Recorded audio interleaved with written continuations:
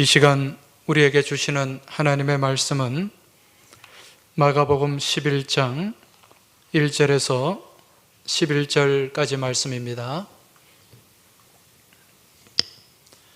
하나님 말씀을 제가 받들어 읽겠습니다. 그들이 예루살렘에 가까이 와서 감람산 벳바게와 베다니에 이르렀을 때에 예수께서 제자 중 둘을 보내시며 이르시되 너희는 맞은편 마을로 가라. 그리로 들어가면 곧 아직 아무도 타보지 않은 나귀 새끼가 매여 있는 것을 보리니 풀어 끌고 오라. 만일 누가 너희에게 왜 이렇게 하느냐 묻거든 주가 쓰시겠다 하라. 그리하면 즉시 이리로 보내리라 하시니 제자들이 가서 본즉 나귀 새끼가 문 앞 거리에 매여 있는지라. 그것을 푸니 거기 서 있는 사람 중 어떤 이들이 이르되 나귀 새끼를 풀어 무엇 하려느냐 하매 제자들이 예수께서 이르신 대로 말한데 이에 허락하는지라. 나귀 새끼를 예수께로 끌고 와서 자기들의 겉옷을 그 위에 얹어 놓음에 예수께서 타시니 많은 사람들은 자기들의 겉옷을, 또 다른 이들은 들에서 벤 나뭇가지를 길에 펴며 앞에서 가고 뒤에서 따르는 자들이 소리 지르되 호산나 찬송하리로다. 주의 이름으로 오시는 이여 찬송하리로다. 오는 우리 조상 다윗의 나라여 가장 높은 곳에서 호산나 하더라. 예수께서 예루살렘에 이르러 성전에 들어가사 모든 것을 둘러보시고 때가 이미 저물매 12 제자를 데리시고 베다니에 나가시니라. 아멘. 오늘은 우리 예수님께서 나귀를 타시고 예루살렘에 입성하신 종려주일입니다. 이 종려주일을 영어로는 팜 선데이라고 합니다. 이 팜 선데이, 여기서 팜은 무엇을 뜻하는 말이죠? 야자를 뜻합니다. 야자수, 야자를 팜이라고 하죠. 그래서 그냥 바로 번역을 하면 야자주일이다, 그렇게 할 수가 있을 겁니다. 그런데 왜 이날을 야자주일이라고 하지 않고 종려주일이라고 하는가?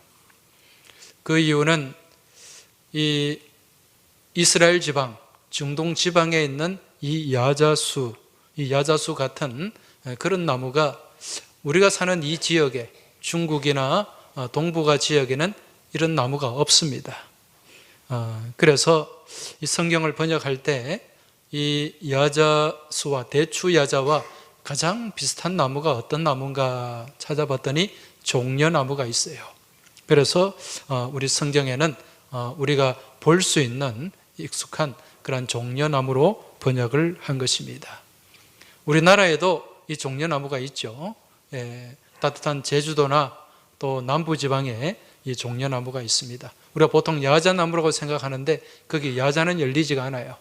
종려나무, 우리 교회 인근 옆에 있는 건물에도, 주택 건물에도 예전에 종려나무가 있었는데 베어버렸는데 그게 굉장히 좀 아쉽습니다. 자, 이제 우리가 이처럼 부활주일을 한 주 앞둔 이제 오늘 이 주일을 종려주일이라고 하는 이유는 우리 예수님께서 예루살렘 성에 입성을 하실 때 그때 나온 그 많은 군중들이 예수님 앞에 이 종려나무 가지를 흔들면서 그렇게 예수님을 맞이했습니다. 그리고 길에다가 그 종려나무 가지를 깔아드리기도 하고 또 자신들의 겉옷을 벗어서 그 길에 깔아드리면서 주님을 맞이했습니다. 자, 그렇다면 왜 이들이 이처럼 종려나무 가지를 흔들면서 주님을 맞이했을까? 그 이유가 무엇일까요? 그 이유는 이 종려나무가 승리를 상징하는 나무였기 때문에 그렇습니다. 이 생명과 승리를 상징하는 나무예요. 그래서 이 이스라엘 백성들이 예수님을 맞이할 때 예수님을 어떤 시각으로 바라보았는가? 우리의 죄를 구속하시고 죽음의 권세를 이기시고 부활하실 예수님이 아니라 정치적인 메시아로 바라봤던 거죠. 여러분, 그 당시에 이스라엘은 어떤 상황이었습니까?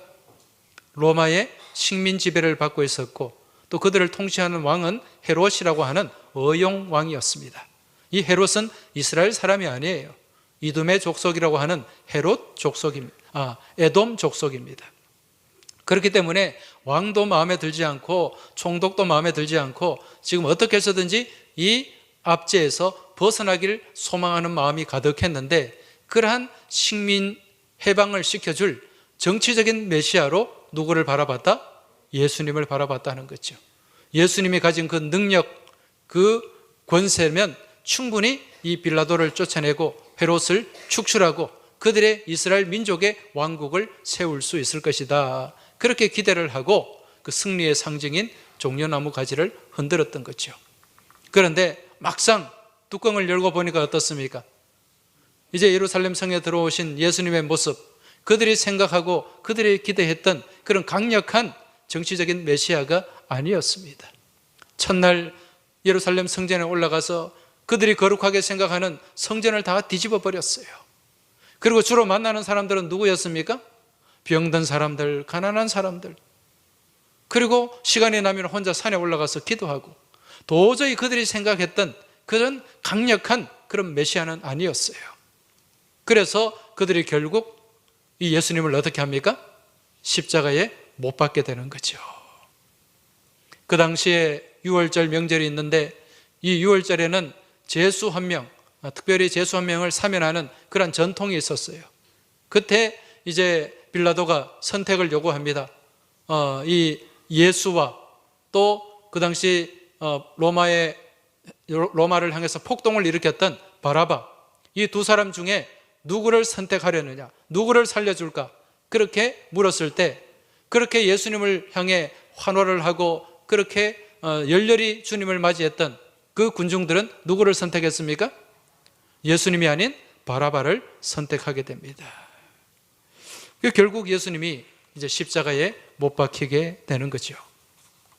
자, 그렇다면 오늘 이러한 예수님을 맞이한 이 유대의 군중들, 이 이스라엘의 군중들을 보면서 오늘 우리는 예수님을 어떻게 바라보고 있는가, 또 어떻게 예수님을 맞이하고 있는가, 이걸 우리가 다시 한번 생각을 해봐야 됩니다.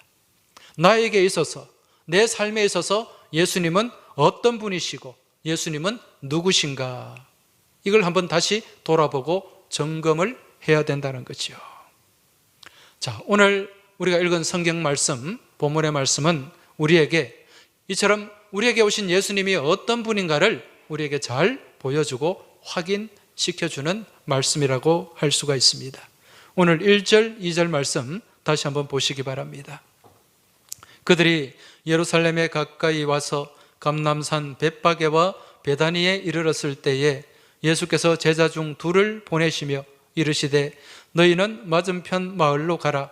그리로 들어가면 곧 아직 아무도 타보지 않은 나귀 새끼가 매여 있는 것을 보리니 풀어 끌고 오라. 이렇게 명령을 하십니다. 자, 지금 오늘 이 말씀은 예수님이 예루살렘에 들어가시기 전에 그 행적을 다루는 말씀인데, 오늘 말씀에 보니까 두 마을이 등장해요. 어디와 어디입니까? 벳바게와 베다니. 오늘 말씀의 제목입니다.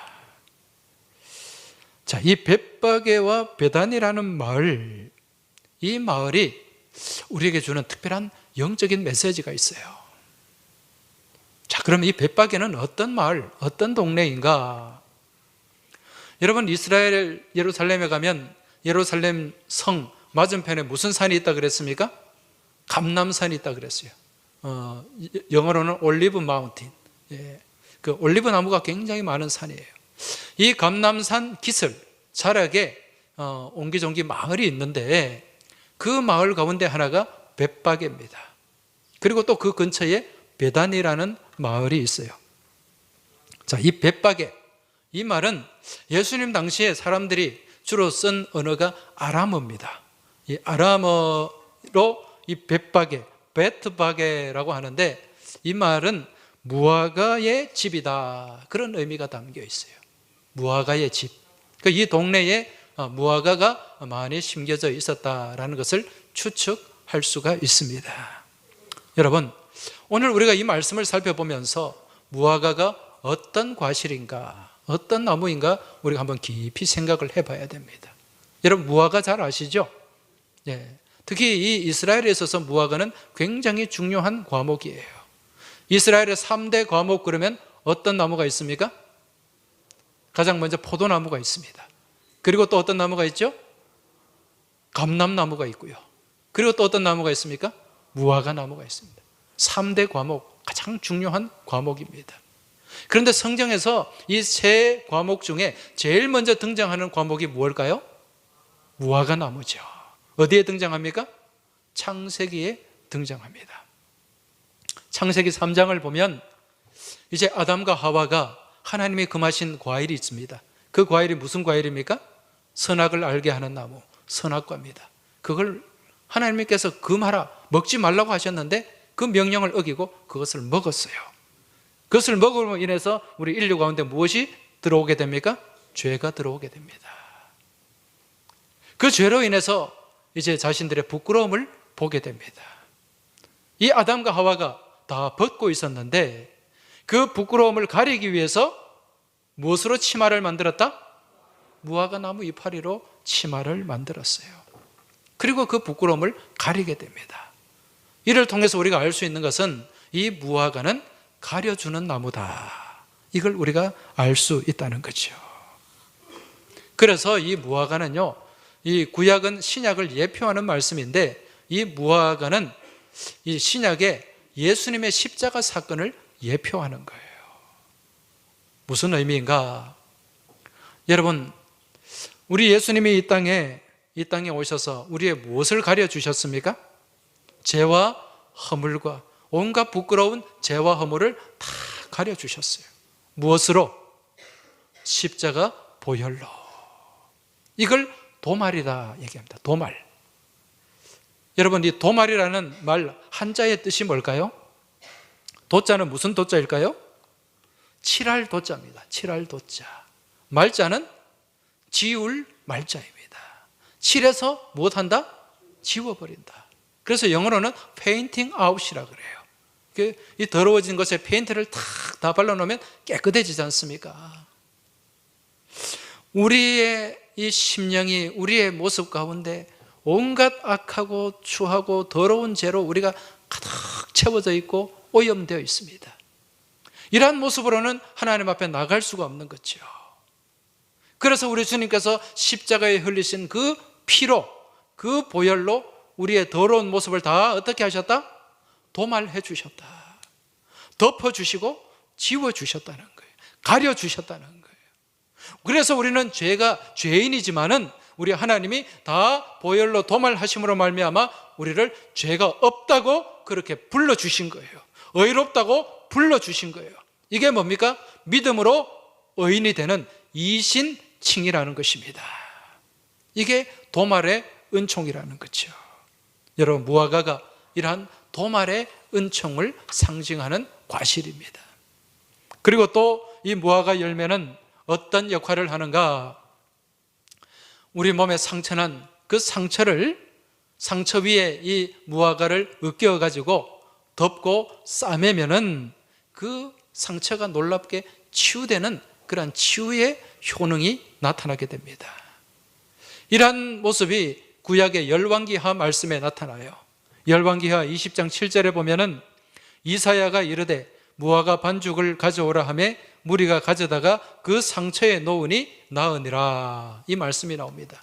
이 말씀은 무슨 사건인가? 여기에 등장하는 인물이 히스기야입니다. 여러분, 히스기야 왕이 무슨 병에 걸렸습니까? 죽을 병에 걸렸죠.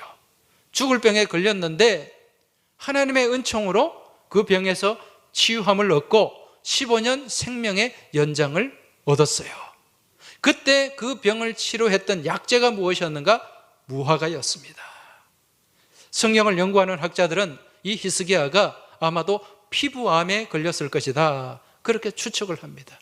그때 이사야 선지자가 이 무화과를 다 으깨어 가지고 그렇게 잘게 부수어 가지고 그 무화과를 상처 가운데 그 환부에 놓고 싸매었어요. 그랬더니 3일 뒤에 그 병이 다 나았고, 그리고 15년 생명의 연장을 얻을 수 있었다는 거죠.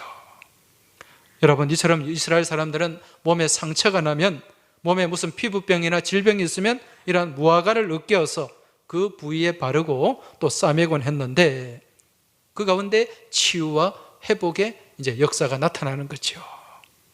여러분, 그런데 이러한 무화과가 누구를 상징하는가? 여러분, 우리 이 땅 가운데 오셔서 우리의 모든 죄와 상처와 또 아픔을 싸매고 치유하기 위해서 친히 자신의 몸을 찢고 으깨고 무화과같이 완전히 부서져서 그렇게 우리에게 다 내어주신 분이 있습니다. 상처 입은 치유자가 계세요. 그분이 누구십니까? 이 땅에 오신 우리 예수 그리스도이십니다. 그래서 구약의 이사야 선지자는 이러한 예수님을 이사야 말씀에서 이렇게 예언을 하고 있습니다. 이사야 53장 5절 말씀을 보면, 그가 찔림은 우리의 허물 때문이요 그가 상함은 우리의 죄악 때문이라. 그가 징계를 받음으로 우리는 평화를 누리고 그가 채찍에 맞음으로 우리는 나음을 받았도다. 할렐루야. 여기에 보시면 우리 예수님이 찔리시고 우리 예수님이 상하시고 우리 예수님이 징계를 받으시고 우리 예수님이 채찍에 맞아서 그렇게 십자가에서 몸 찢고 피 흘리고 완전히 부서지고 으깨져서 우리의 모든 추한 그러한 죄와 허물을 덮어주시고 싸매주시고 또 죽을 우리 심령을 고쳐주신 줄 믿으시기 바랍니다. 벳박에는 이러한 주님의 은총, 십자가의 은총을 우리에게 보여주고 있다는 것입니다. 그리고 주님께서 이러한 벳박에를 지나서 어디로 갑니까? 베다니를 지나가십니다. 여러분, 베다니라는 마을 우리에게 익숙합니다. 그죠? 예. 베다니는 누가 사는 동네였죠? 나사로. 죽었다가 예수님이 다시 살리신 나사로가 살았던 동네입니다.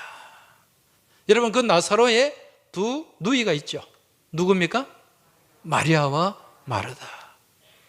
예수님이 또 오늘 말씀에 보면은 예루살렘에 입성하셨다가 다시 또 베다니로 가십니다. 누구를 만나기 위해서? 이 나사로와 이 마리아와 마르다를 만나기 위해서. 그렇게 예수님이 그 베다니에 있는 나사로의 집을, 마리아의 집을 방문했을 때, 그때 이 마리아가 예수님 앞에 무엇을 내어놓았습니까? 향유 옥합. 예, 순전한 나드, 향유 옥합을 내어놓았습니다. 이 향유 옥합의 이 향유의 가치가 어느 정도였냐면 당시 가격으로 300데나리온, 이것은 1년 근로자의 연봉에 해당이 되는 것입니다. 엄청난 고가예요. 엄청나게 귀한 거예요. 그걸 예수님 앞에 다 깨뜨려 가지고 예수님의 발에 부어드렸습니다. 온 방이 향유 내음으로 가득했습니다. 그걸 본 사람들이, 제자들이 꾸짖습니다. 마리아를 꾸짖어요. 아니, 그렇게 귀한 것을, 그처럼 고귀한 것을, 그것을 팔아서 가난한 사람들에게 나눠주면 얼마나 귀한 일인데 그걸 깨뜨려 가지고 그렇게 허비하고 낭비하느냐, 막 꾸짖었습니다. 그때 예수님께서 뭐라고 말씀하셨죠? 이것은 허비가 아니다, 낭비가 아니다. 이것은 뭐라고 말씀하셨죠? 준비다. 무엇을 준비했다고 말씀하셨죠? 내 장례를 준비한 것이다. 여기서 장례라는 것은 예수님의 십자가 죽음과 부활을 말씀하시는 거예요. 이러한 사건이 베다니에서 있었습니다. 자, 그럼 이 베다니라는 말, 이 말의 뜻은 무엇인가? 아람어로 베다니아라는 말입니다. 베다니아. 이 말은 대추 야자의 집입니다. 종려나무의 집이라는 거예요.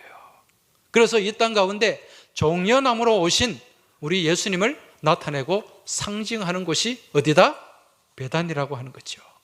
여러분, 종려나무가 어떤 나무라 그랬습니까? 이 대추야자가 어떤 나무라 그랬습니까? 생명을 상징한다 그랬죠. 승리를 상징한다 그랬습니다. 이 종려나무의 식물 학명은요, 포이닉스 닥틸리페라입니다. 포이닉스 닥틸리페라. 여러분, 이 포이닉스라는 말을 많이 들어보셨을 거예요. 포이닉스, 영어로 피닉스. 피닉스가 뭐죠? 불사조입니다. 불사조. 예, 죽지 않는 새라는 거죠. 왜 그렇다면 왜 이 종려나무를 포이닉스라고 불렀을까요? 그 이유는 이 종려나무에 강력한 생명력이 있기 때문에 그렇습니다. 이 종려나무를요, 밑둥을 잘라가지고 그 위에 기름을 부어요. 기름을 붓고 불로 태워도 그 나무는 죽지 않습니다. 다음에 또 보면은 거기서 그루터기에서 싹이 올라와요. 놀라운 생명력을 갖고 있다는 것입니다. 이러한 이 종려나무가 무엇을 나타낸다? 부활을 나타내는 거예요. 승리를 나타내는 거예요. 그리고 또 전에도 말씀드렸습니다마는 여러분, 사막을 여행할 때 사막에서 여행자들이 가장 소망하는 장소가 어디입니까? 오아시스죠. 그 오아시스를 나타내는 그 나무가 있습니다. 오아시스를 보여주는 나무가 있어요. 이 종려나무는 그 키가 30에서 50m까지 올라갑니다. 그래서 멀리서 봐도 그 나무가 보여요. 사막 한가운데 그 종려나무가 있으면 거기에 무엇이 있다? 오아시스가 있다는 걸 아는 거예요. 사람들에게 무엇을 심어줍니까? 소망을 심어줍니다. 희망을 심어주는 나무가 바로 종려나무라는 거죠. 그래서 이 유대인들은 이제 예수님께서 이 예루살렘에 들어오실 때 그 승리의 상징, 부활을 알고 흔든 게 아니에요. 그냥 자기들의 정치적인 메시아로 그렇게 종려나무를 흔들면서 주님을 맞이했던 것입니다. 그런데 이 종려나무의 더 깊은 의미, 이 베다니에 담겨있는 메시지는 무엇이다? 예수님의 죽음과 부활입니다. 이것을 우리에게 미리 보여주고 있는 거예요. 자, 그렇다면 이처럼 백성들의 열렬한 환영을 받으면서 예루살렘에 입성하신 예수님은 무엇을 타고 입성하셨죠? 그 동네에 있는 나귀, 그것도 새끼 나귀. 여러분, 예수님 정도면 이 많은 사람들이 그렇게 열렬히 환영하며 맞이하는 그러한 가운데 그래도 예루살렘 성에 입성하려면 뭐 정도는 타야 됩니까? 말 정도, 멋진 말, 그것도 백마 정도는 타야 되는데 예수님이 그 말이 아니라 무엇을 타고 들어가셨다? 나귀를 타고 가셨어요. 그것도 나귀 중에도 어떤 나귀? 아주 작은 새끼 나귀. 여러분, 이건 무엇을 의미합니까? 예수님은 이 세상에, 이 예수님이 가져오신 승리는 세상의 승리가 아니라 하나님 나라의 승리다라는 것을 보여주시기 위함이에요. 이게 무슨 얘기냐면, 여러분, 세상에서 생각하는 승리자의 모습은 어떻습니까? 힘이 있습니까? 없습니까?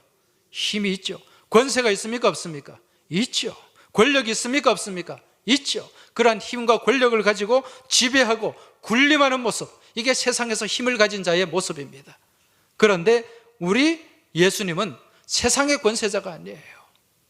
하나님 나라의 권세를 가지신 분이에요. 하나님 나라의 승리자예요. 여러분, 하나님 나라에서는 어떤 사람들이 승리자가 됩니까? 힘을 가지고 그 힘을 과시하고 그 힘으로 군림하고 지배하는 자가 승리자일까요? 그렇지 않습니다. 하나님 나라는 낮아지는 사람이에요. 겸손한 사람이에요. 자신을 내어주는 사람이에요. 그런 사람이 하나님 나라에서 인정받고 하나님 나라에서 승리자로 세움을 받게 되는 줄 믿으시기 바랍니다. 하나님 나라에서 높임을 받게 되는 줄 믿고 깨달으시기 바랍니다. 그러한 모습, 그 하나님 나라의 승리자의 모습을 예수님께서는 어린 나귀를 타고 들어오심으로 우리에게 보여주신 것입니다.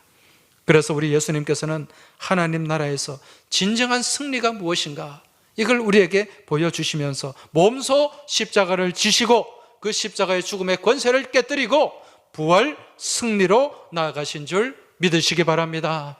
이제 오늘 우리가 이제 부활주의를 앞두고 종려주의를 지내면서 이 벳바게와 베다니와 나귀를 타신 예수님을 깊이 묵상하고 생각을 해야 됩니다. 여러분, 벳바게가 어떤 동네라 그랬습니까? 무슨 마을이다?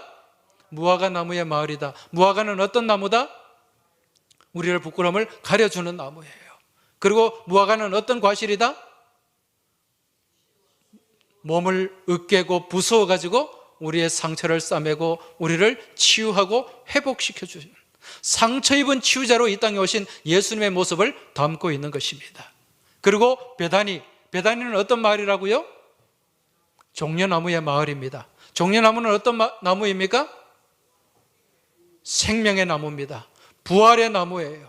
죽음의 권세를 이기는 나무, 승리하는 나무입니다.